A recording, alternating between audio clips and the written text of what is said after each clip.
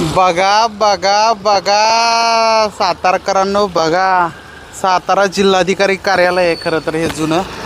या ठिकाणी नूतनीकरणाचं काम सुरू आहे.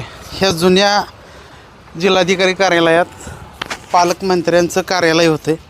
खरं तर राज्याच्या तिजोरीत खडखडाट आहे. मात्र पालकमंत्र्यांना बसण्यासाठी या ठिकाणी जे दालन बनवलं जातं आहे त्यासाठी लाखो रुपये खर्च केले जात आहेत.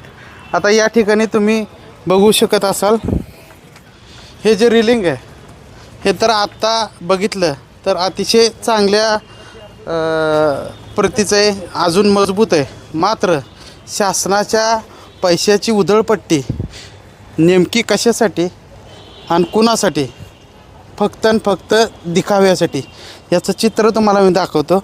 या ठिकाणी तुम्ही बघू शकत असाल, अतिशय चांगल्या दर्जाची या ठिकाणी हे रिलिंग होतं.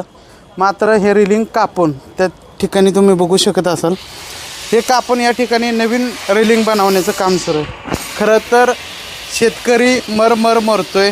शेतकऱ्यांना द्यायला सरकारकडे पैसे नाहीत. कार्यालयाच्या बाहेर जे आत्ता जो उधळपट्टी चालली आहे ती नेमकी कशासाठी आणि कोणासाठी, हा मोठा प्रश्न आहे. खरं तर सरकारनं या गोष्टीला गांभीर्यानं घेणं गरजेचं आहे. महेश पवार, सातारा.